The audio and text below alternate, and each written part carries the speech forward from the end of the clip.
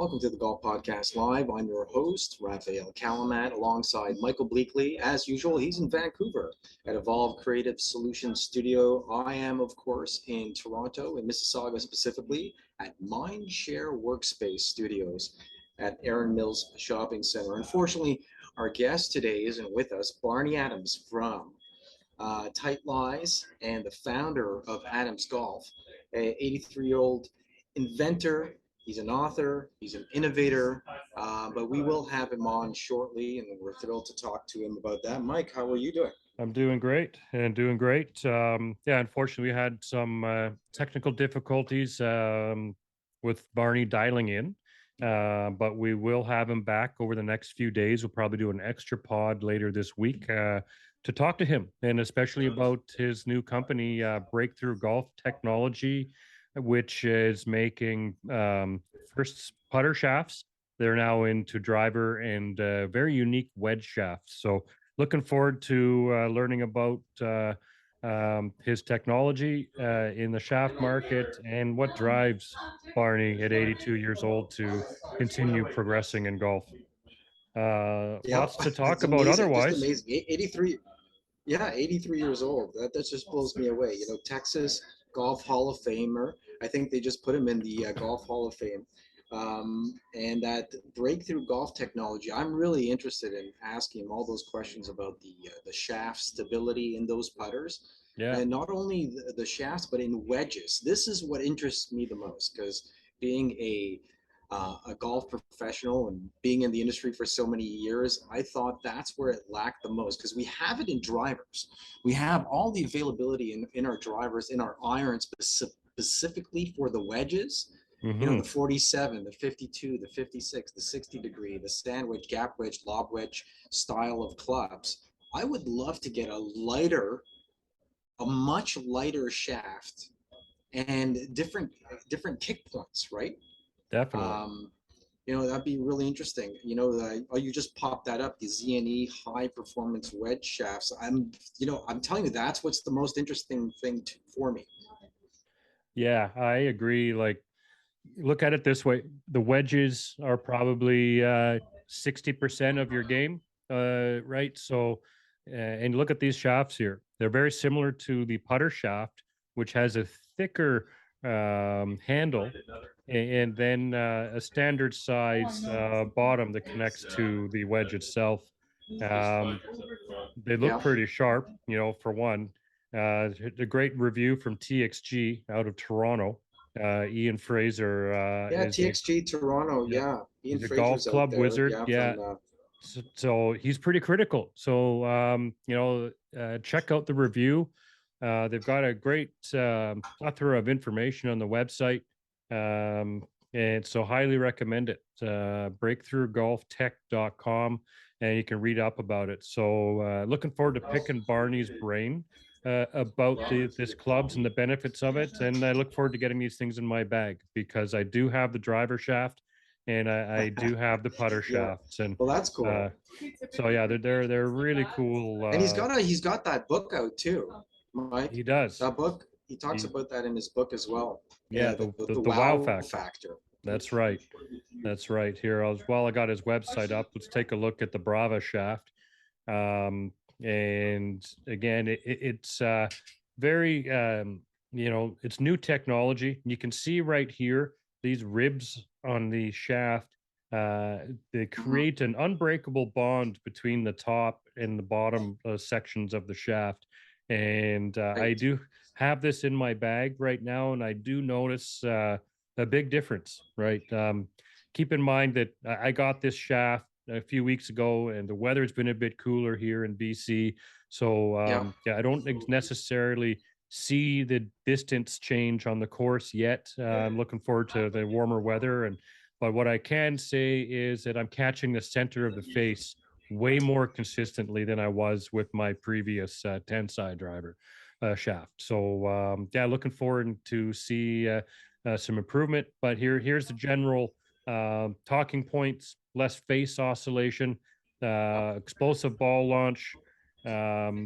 It's a good looking shaft, and this particular shaft, for me, it's right at my swing speed. I've got the S shaft, and it's for about 98-mile-an-hour driver swing, and that is specifically right where my driver swing is at right now. And You mean so you're not at 117? I am not. I am not. I would love to be, but I got to slap on some muscle and some flexibility to get my numbers up, and I'll work on that. But Well, what I'm it is. looking forward to talking to Barney. I mean, we just spoke to him earlier today. Unfortunately, that didn't work out. But I'll tell you, a lot of things happened this weekend. Great story by our friend Jim Axel at CBS Morning Show. He did a really good spotlight on our friend Rob Labritz, talking Yeah, about how men are emotional now more than ever, and how back in the day guys wouldn't cry or you'd be emotional on television because it showed a sign of weakness, right? yeah, They compared it to presidents that ran, people in power, and how they didn't get voted in just because they weren't as strong as an iceberg when they were doing their speeches. But it's definitely. a really interesting piece because, for a professional like Rob Labritz, who's been on the show a few times, it's always been a game of passion. And he's paired that passion with a tremendous amount of work ethic. Yeah, And he's worked on his game and he's practiced, and it's worth seeing. Unfortunately, he hasn't made the top 36 in the Charles Schwab Cup final, but he made the top 54. He's made 500. Well, right to this point, I think it's about $511,000 in purse money, plus whatever he made this week. He didn't do too great. Oh, there's the article. Great. yeah. Yeah. We'll Great paste piece this on link. CBS Morning, Sunday morning. Absolutely. We'll put the link in the description of the YouTube video when we post it. And it's a great watch. And Rob is arguably the nicest guy on the PGA Tour of Champions. He didn't quite get himself into the finals, but he's got status for next year, barring the Yeah, majors. So, right. which you have to That's earn a his lot of way in. tournaments. But you got to think, last year he won the Q School qualifying tournament, and had a full season on the Champions Tour. And I mean, every one of us golfers in our late 40s would cut a pinky off to get out there and Yep. have the year he had. So kudos to Hey, Mike, Rob. how old are you? 49. You're knocking at the door. Maybe next year you're going to be able to start going to those pre-qualifiers, having a good time. Maybe we're going to go out and interview some boys and do some good stories.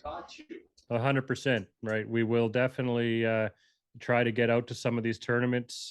We are working on a schedule for next year for anyone who's interested. So we will try to get some fireside chats in with some of the guys, and maybe get into a pre-qualifier and embarrass ourselves. And we'll see where it goes, but we'll stay tuned on that. Absolutely. So PGA Tour champions, who wins this weekend? It was the TimberTech Championship out in Boca Raton. This is sort of a backyard golf course for Bernhard Langer. Wins his 44th event on the PGA Tour Champions, which makes him almost the winningest golfer next to Hale Irwin. He's one away, but at 65 years of age. It just blows my mind that he's still able to do it. It was heartwarming to see his 3 grandchildren running up onto the green at the end of that event. That was just amazing to see. He's getting closer and closer, and he's really realistic. He's saying, you know what, I'm one away, but who knows if my game could hold up. And he goes, he's amazed because he doesn't have the length. No. And he's played well. He's had some rounds in the 60s over in Arizona, but it's a much longer course. So it's more for the younger guys like Harris, Patrick Harrington or Stephen Alker, who get it out there like 310 on average. He's still a long hitter, but not as long as these boys. So it's it goes to show you. Think about it, 44 wins. Yeah, it's unbelievable, right? And look at this. He's 17 under, tied for second, Paul Godos and Thong Tai Jaidi. He's 6 shots ahead of them, 7 shots ahead of Harrington. Getting your ball in play in the fairway is important. Yeah. Yeah. Oh, it's a You great mentioned leaderboard. Dante JD. I did. He was a qualifier. He also played in the qualifier, one of the 5 guys to get their tour card. And Yeah. he still travels around the world, plays some DP tour events with the younger boys. Yeah. But let's go through some stats. So Langer, he's got 44 wins, 40 runner-up finishes, 210 top 10 finishes, 11 years leading the money list. Yeah. And so he's made $33.6 million in earnings from the age of 50 plus, which is just incredible in itself. And he's got 16 years straight with wins. Just those small stats are just unbelievable. Just to be in that type of shape, to be able to play with the guys that are so much younger than you, and at 65 years of age, still be competitive on that level. It's unbelievable. He's a machine. There's just no way about it. Like, this guy just keeps on quitting, and he works his ass off too, right? Like, it's not just he's showing up. He puts the time in, and that on its own, anyone who practices a lot, even on an amateur level, if you're competitive and you're practicing, your body takes a toll from minor injuries, shoulder, neck, back, wrist. It's unbelievable that he's able to do this. Yes, just to look at his weekend, I mean, he was able to shoot a 6 under 66, like you mentioned. It is only 54 holes, but so is LIV. So that's there's the joke. It's 54 holes. He's got 20 birdies, 3 bogeys. Exactly what you said. He's still a machine. He's an incredible champion. He kind of sort of the grandfather of all tours. Yeah. And I love it. I love to see these guys play well, because he's not the only one just playing well. I love to see Rocco Mediate play well. I'm surprised on Justin Leonard and David Duval that they haven't had much of a breakthrough season, even with Nota Begay. They're the younger guys coming in. You would think they'd be playing a little bit better. And the older guys, 55 plus, are the ones who are just keeping things on track. Look at Steve Stricker. Yeah. Just outstanding. Well, I think we'll see him this week, next week, I guess, in Arizona. Yeah, no, the field for Champions Tour is as strong as it's ever been. Even surpassing the days when Jack and Arnie were in the field, and it was arguably exhibition events back in those days. But there's all the guys that we've watched playing golf as we grow up are now on the Champions Tour. So it's strong. So just give it a couple more years. If Tiger gets out there and helps move the needle and grows the purses, it's entertaining, and it's a great event to go to live, because the field, there's not as many spectators, so you can actually get really close to these guys, and because they're serious about their game. Yes. But there's a level of enjoyment that's out there. They're having fun. Yes, they're competitive, but they're a little bit more social. They might stop and sign more autographs than they would have when they've been on the PGA Tour and competing for bigger money. So there's you can get closer to them, and it's an enjoyable experience. And look at Fred Couples and all these guys. You can get close to them, and it's highly recommend getting out to some of these events. Yeah. Are you able to pull up the Charles Schwab Cup standings on the PGA Tour page? Yes, I can. Mike, at some point in time, just so we could go through a list of players, their names, who's actually playing out there, because I'm not sure a lot of people realize how many years of experience and of true legends and champions are playing out there. And like you mentioned, I think it should get a lot more exposure. I think the purses should be a little bit higher. But you've got guys like Paul Goydos, Rod Pampling, Darren Clark, Joe Durant, and our very own Canadians, Stephen Ames and Mike Weir are out there playing. Pretty much Stephen Ames is out there every week. Yeah. We had Vince Cellini on the show, and he does a great show every week called the Champions Learning Center. It's a great 30-minute segment produced by NBC and the Golf Channel. They have a fireside chat they do with the players. They talk about technology, the psychology of the game, the different tournaments and sponsors. A great show to check out on the Golf Channel. And then you have all 100%. those character style guys like Miguel Angel Jimenez, who's still playing incredibly well. Most of these guys are 55, 56 years old. Yeah. Well, look at Miguel here. 3 wins, 15 top tens. He's made $2.1 million this year. Not bad. Not too bad. Yeah. Got Ernie Els. Ames is 9th in the money list right now, which is pretty good for our our partial Canadian. He did marry into Canadian status, but he is a great guy. I met him at the gym before, and he's very chatty, solid guy. Can I tell you something about Stephen Ames?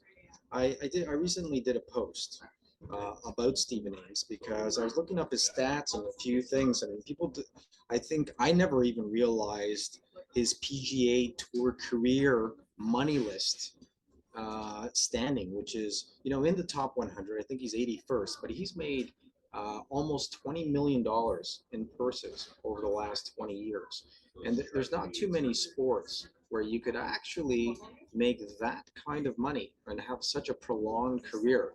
And I'm not talking about endorsements or sponsorship or appearance fees that a lot of these players get, whether it's a celebrity tournament or just showing up for the pro-ams. I think there is an obligation that needs to be met for these players, but like you mentioned, these guys are really enjoying their time playing.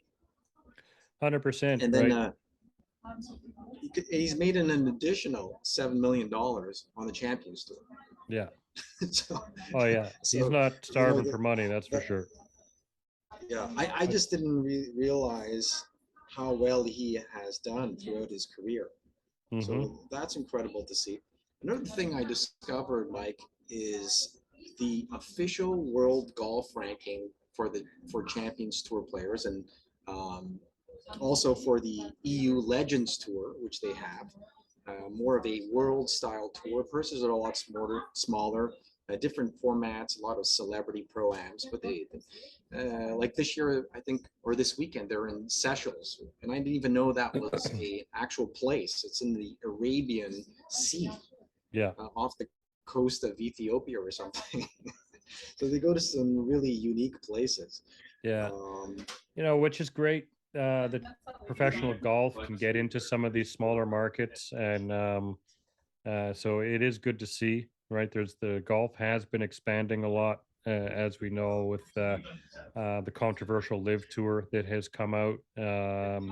But there's golf's extremely popular right now. There are a lot of professional golfers of young and older golfers, male, female, who want to play. So the more venues that they can get to, I think, is great for the game.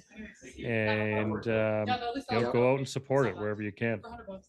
Just want to point out here. Yeah, go ahead. Yeah, Tim Petrovic, who's been on the show with us. Did he get into the top 36? Yes, he is. Where did he go? There he is. He's 35th. So he fell back from 32. Because when I was on it this morning, I don't know if they updated the from which tournament. Yes, so this is through the Timber Tech. Oh, so they have to update it from. It's updated. Good. So here you go. So it doesn't go by money standings. You're going to have to jump into the points list. Yeah. It's based on the points. But points because now they double up on the points. Right. So if you look here, he's 35. He did slide from 32nd. So, but he's good enough. He hung in. John Houston crawled into the field this week. He's 24th on the point list. So yeah. That's the event Where's count. Our buddy Rob Labritz? How did he finish up? He's up at 40th or somewhere around there. Rob ended up. Where'd he go? I just saw him. There he is. He's 41. So he slipped a little bit. On the money. He's played 25 events, right? You look at that, and just a quick skim. Scott Parrell played 26 events. Rod Pamplin, no, pardon me, Paul Broadhurst is 25 events. You know, like Those are the guys who are Rob's grinding. out there. Those Like guys are Rob's grinding. grinding. Absolutely. It's a once in a lifetime opportunity. Imagine you've been waiting for this opportunity for 30 years. Yeah. Right? If he's been an assistant club pro from the age of since his early 20s, or that's a long time to wait. So he went out and made the best of it, stayed healthy, stayed fit, played in every single opportunity he had. Absolutely. Was, played all the majors, played in one major, obviously finished well at the US Senior Open, finishing fourth. Yeah. Made a nice paycheck there and continued on his journey and did really well. I mean, he's lived the dream. But you look at this, he has beat out Fred Couples, Stuart Appleby, Paul Stankowski, some other notables here who are good players, Jeff Maggart, Vijay Singh, Scott there's McCarron. Ken Tanigawa, who played with him on that last final day. Didn't make it either, it looks like. Yeah. Finished 48th, 50th, respectively. Still, pulled in some good money. Yeah. He beat out a lot of good golfers. So, Rob has got to be happy with that career move. This, winning the Q School event is huge. And he was healthy enough to play 25 events, made a pile of money. And he's clear for next year. For that Q School event too. Yeah, that's a nice starter, right? It's a good little chunk of change. Yeah, to make. And with the new schedule, they've increased the purses for the following year. For all the tournaments, they're making a little bit more, they put in a new tournament into the schedule. You've played you've tried to play Mission Hills because that got taken off the LPGA list. It did. And that's now part of the Champions Tour roster of events. The Mission Hills, I'm so glad it's back on some major tournament schedule. 100%. I think that's a great tournament. There will be a great tournament. It's a beautiful facility. And let's just see if we can get some of these old guys to jump into the water like the women did. I think that would be hilarious if they could continue that tradition. We shall see. I don't know if you want some 50 somethings jumping into the lake, they may hurt themselves, but it would be fun to see it happen. They might start a new tradition where they roll off the green with a wheelchair. Yeah, totally. So it's fun to make fun of the guys, because we're getting up there as well, and it's good to see these guys. Because you hear about the injuries all the time. Patrick talked about his neck pain and the back pain spasms he had on that final day at TimberTech, and he didn't play as well as he wanted to. I don't know. Do you want to pull up anything on the PGA Tour? Maybe pull up that page. Let's pull up that leaderboard. The boys played down at the Mayakoba Classic. Victor Hovland won that this year. And who won that this year, Mike? I made a mistake. Yeah, Russell Henley. Russell Henley took it down. Henley, fourth win on tour. I put up a poll on our Twitter page. It's not getting much attention, but I thought it was interesting. The PGA Tour trying to go so global. I wish they would just stay stateside and just go, to international for, the Open or some special event in Japan, maybe the Canadian Open, it being the third oldest Open or the second oldest Open in the world. That's staying on tour. So my question was, should the PGA Tour host all their events in the US and Canada, just like the NBA, the NHL, Major League Soccer, NFL, and Major League Baseball? Go Houston. They won the World Series. But I just keep it stateside. It's an American game. All the boys travel from all around the world to come to play in the US. Not just for the majors, but the stars of university. Everybody wants to be here. Why try to make it global? Let LIV go and do that, right? If Jay Monahan and everyone could focus on bringing the tour back to the US, it doesn't need to travel.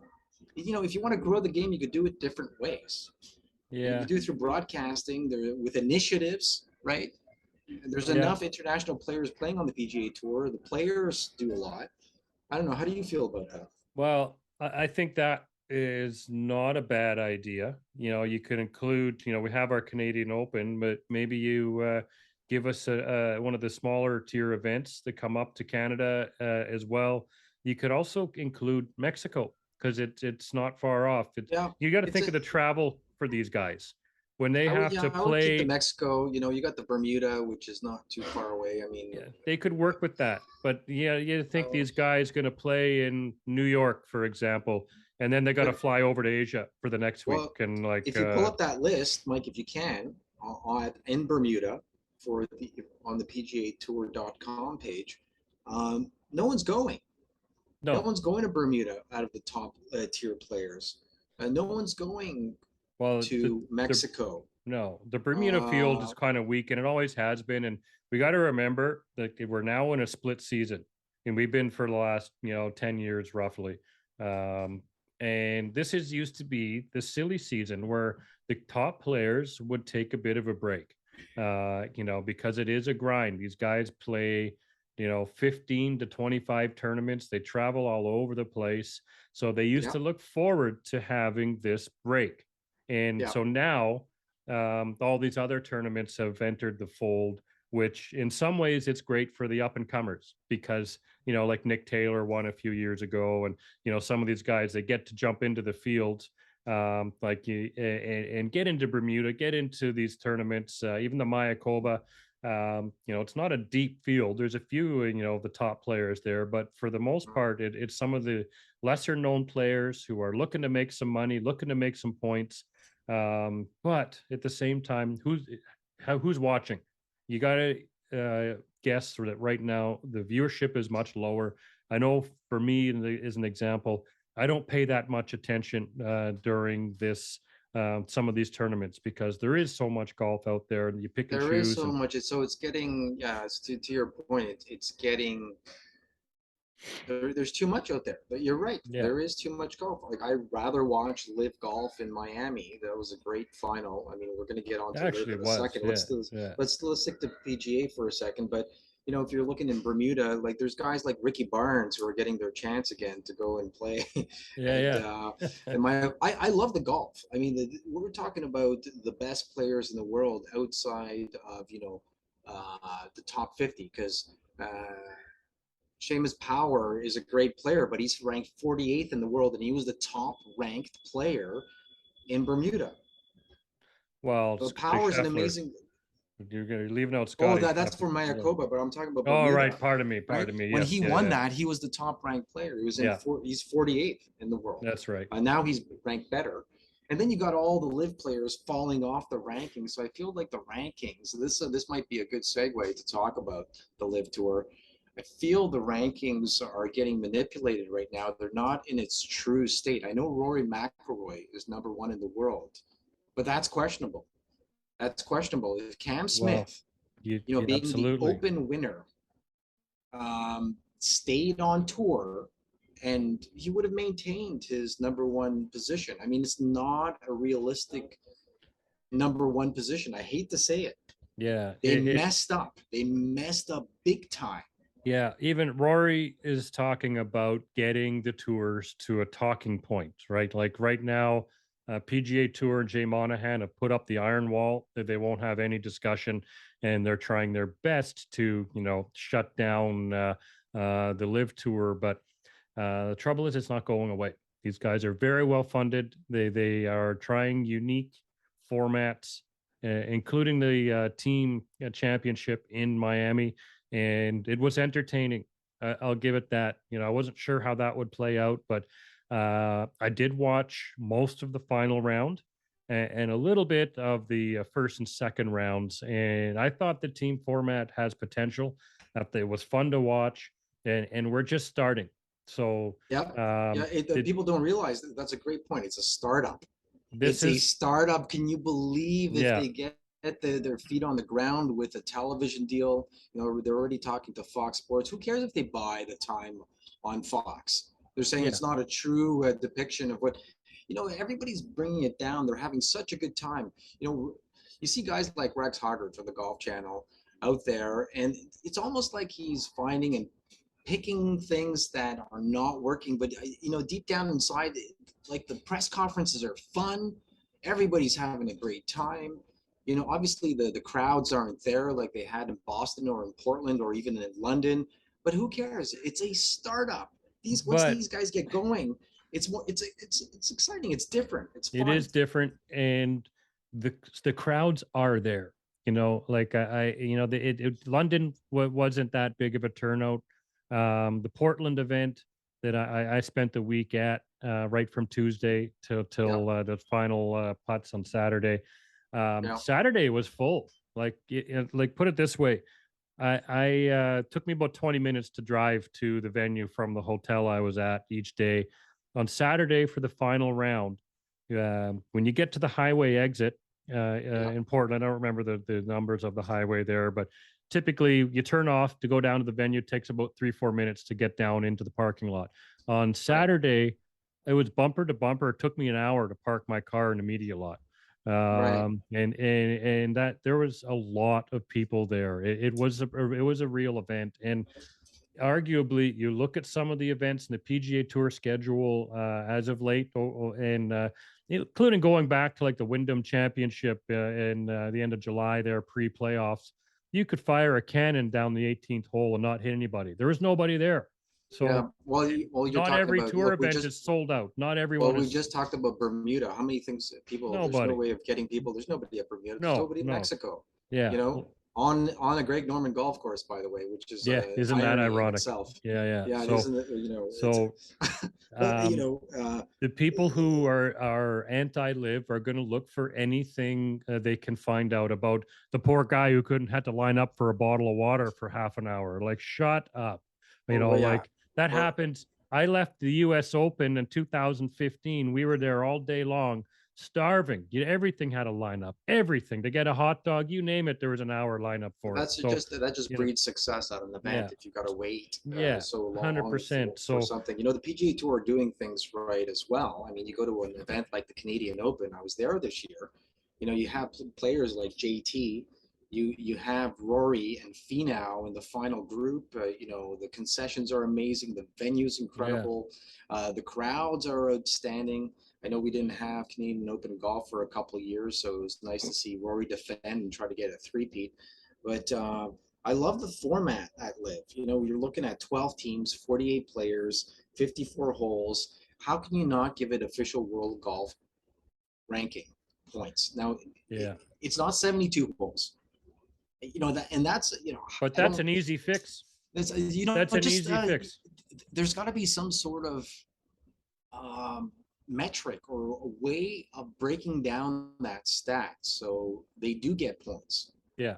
right? There's got to be a way. There's They, tons of you know, it's 54 like hole just events. for example, you reduce the points by 25% for the tournament because it's Right, 54 holes. right. Because there you go. Or Live says, you know what? Screw it. We're going to do 72 hole events and implement a cut. You know, they could easily do that. Well, let's talk And about still what pay they the what. minimums so people the pros Yes. get their expenses covered, which is a big lure for the guys out there. They could increase the field size to 75 with a cut. You know, they could do so many things, and they're flexible. You look at what they've done week, you know, event to event, you know, through this beta season, because it was a beta season. This is, you know, they're going to have a 14 event season next year, and they might incorporate their own major series. So we'll see, you know, but they're they're young, they're malleable, flexible, and they can make easy, quick decisions that don't need to go through a big deliberation. So I think that we're going to see some changes for next year from them, and I find the events are fun, right? And even like you mentioned, the press conference. It is nice to see a bit of humor in these press conferences. Not all Well, these, Mickelson needling Brooks Koepka is a sure, perfect example of him yeah, telling him, you know, well, you wouldn't know what it feels like because you've never been number one in the world. yeah, And Mickelson says to him, "Well, that's a really nice green shirt. It would match well with my green jacket." yeah, He absolutely. goes, you know, they're having a blast They're with having a what they're fun, talking about. and that's one thing some people critique is like they because like the Live group. Remember, these are the pioneers who are taking a chance to leave Easy Street in the PGA Tour. They all could have great careers on the PGA Tour. They're rolling the dice on something new. So, the fact that they're having a bit of fun, and you can see it out there. I've noticed that with the players. They were having a good time. They're enjoying it. It's a small group, but they're kind of like a family. That might change in time as the competitions get more heated and other players come on board. But at the moment, everyone else in the golf world is shitting on them. Just ripping them apart for taking a chance. Not everyone, but I think people are starting to understand the decisions they made and how the hypocrisy has grown over time. Mike, you and I grew up watching PGA Tour. We're huge fans. We just started this whole segment, this whole show talking about the Champions Tour. We're not biased towards the LIV Tour or don't want to take sides because it's ridiculous. It's ridiculous to politicize things to the point of no return. Because no matter how deep we go down a rabbit hole and talk about sponsorship or political ties, certain people, and where the money's coming from, we're going to find some dark things. On the American side, on the Canadian side, in Europe, if you want to go and find dirt, you could go and find it. The PGA Tour, how toxic do you want to be? Golf has a way of bringing the sport together. Right. 100%. It goes back for hundreds of years, going back to the Olympics. It was a time where people would put aside their differences, and for the good of the sport, and to bring people together in a competitive environment, we would watch, people play a sport, and this is what golf does. Hopefully, it brings people together. Absolutely. And any organization that's been around for near a century, you're going to look backwards through the microscope, and you're going to find things that the social justice warriors would get steaming mad about, including PGA Tour. And you remember Tiger Woods has said a lot. He would show up to play tournaments and they wouldn't let him in the clubhouse. Right. So many. And then there was, everybody had a moral compass with everything that was happening in his personal life. But how does that, you got to, sometimes things need to be separated between the athlete playing golf. Remember, these guys are professionals, they're making a living. If you guys are so upset with an event in Saudi Arabia and giving guys a pass and letting Harold Varner go to Saudi Arabia and play, don't have a tournament at all. Why is it part of the DP World Tour schedule? You guys, 100%. You're forcing these guys to make decisions to go and travel and make a living. This is just such hypocrisy. But let's leave this on a lighter note. Mike, golf is a great game. I'm thrilled to watch the LIV events on YouTube. I can't wait until they have a television deal, but I don't mind watching on YouTube. It's pretty great production. I love the teams, the Four Aces, Punch GC, Smash GC. We could make fun of it because it's new, but I'd love to get a Aces cap. I love the logo. I love the concept. I'd love for them to have a home base. It'd be amazing if these team owners were able to buy a golf course and that's where they're based out of. And so the players would, have a format where they play each other. One team would play the other. And they would go to their golf course, sort of like a stadium or like you would have in hockey or baseball. But that's just wishful thinking. It might happen. Well, it could go there because there are these teams are going to function as their own entity to some degree, and they're going to be able to bring in their own sponsorship money. The players, the captain specifically, owns a chunk of the team. There's 25%. There's a lot can happen here. Like there's a lot that can happen. So they risk their careers. They might as well get it. Those guys, they deserve the money. So you don't see the NHL giving the players any ownership. So I think there's some unique attributes for LIV, and I do like to watch it. And I like it on YouTube. I don't like, the younger generation lives off YouTube. So it's us and older who, we're used to TV and we want to watch our major sports on TV, but you see way more golf on YouTube. There's no commercials. right? And it's great. I think I hope they keep that It's YouTube stream accessible. going. You People don't know, realize the accessibility of you YouTube. watch it on your phone easily. You And can watch anybody in it the anywhere. world could tune in, right? Yeah, You don't have to have, it doesn't have to be network television, yeah. right? There are advantages to it. So I'm going to go and to our friend Bob Herrick, who's yeah, done some great articles. Check out his article. He talks about how the CEO of the RNA, which runs golf's oldest major, said we're not banning anyone in regards to players in the Saudi-backed league, which includes reigning champion Cam Smith. I think that was a huge announcement, and yeah, maybe it'll be a good way to finish off this segment we're doing sure. today. Check it out. It's on sportsillustrated.com, si.com, and they talk specifically about the British Open, and I love it. You and I talked about this with Matt Adams. It is the Open. Yeah, it is the Open, They're the and it should they're stay the the Open. epitome. They're the epitome of what golf should be. It should be open to all players. If you're one of the best players, so they're going to find a ranking system. They're going to announce it very soon on how these players are going to be able to come in and play in Yeah, the Open, be it LIV or other means, because it makes no sense to start banning players. And I'm glad that it's separate from the PGA Tour.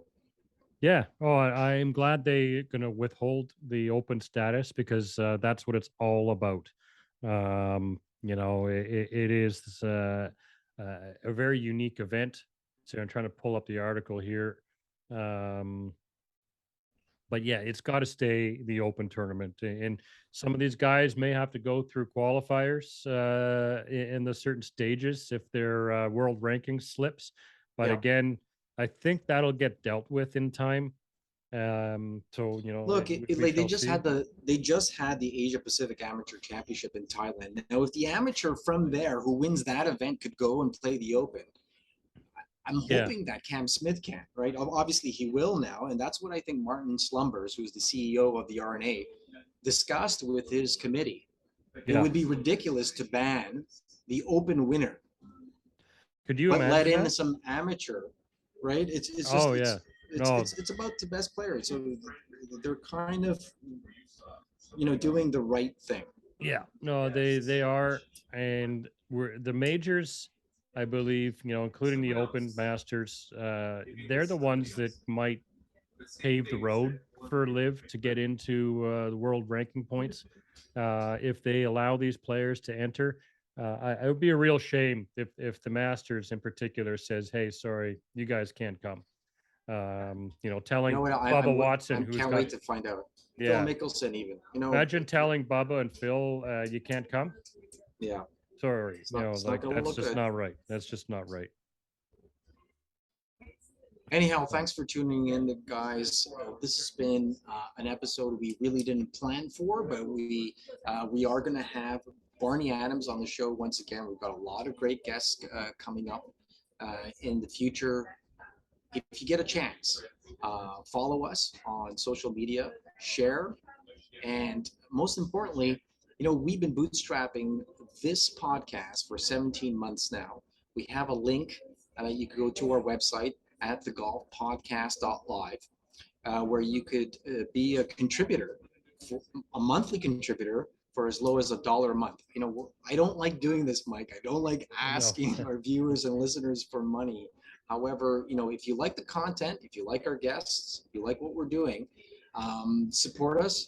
And there's a lot of benefits to supporting us on a monthly basis. So if you look at our packages on patreon.com, that's patreon.com, maybe there's something there for you, whether you're a yeah, sponsor, a former guest, just a fan. Jump on there and take a look. absolutely. And some of the sponsorship levels come with some swag, branded swag, and we have a lot more to come. Over the next year, 2023, we're going to be releasing a lot more merch and different types of content. We are putting together some competition, so we're looking to some of the other pods to join us, me and Raf against two of you guys or girls, and let's go have a battle on the golf course and Yep. film it and have some fun. So there's going to be some great stuff coming up next year because we are pulling out of beta mode. So, yeah, that's right. right. So like, a lot of this, like we've been saying, we've been in beta mode, and we are going to exit that phase, and put a lot of efforts into production value, get a full-time producer with us, and grow the pod to the next level. So, Special please give thanks our going out channels. to, yep, Yeah, go ahead. yeah, subscribe to us. We appreciate it. Shout out to Mindshare Workspace, where That's Raf right. is at in Toronto. ECSagency.com. It's my business, that I have been working on for 12 years. It's a big contributor to the show, and yeah, definitely. And Golden Age Collectibles. They helped Raf get started in this in the beginning, and yeah, give us some love online. We'd appreciate it. Okay, for Michael Bleackley, I'm Rafael Kalamat. You've been listening and watching the Golf Podcast Live. Until next time, Thank take you. care, Mike. Take care. See you guys.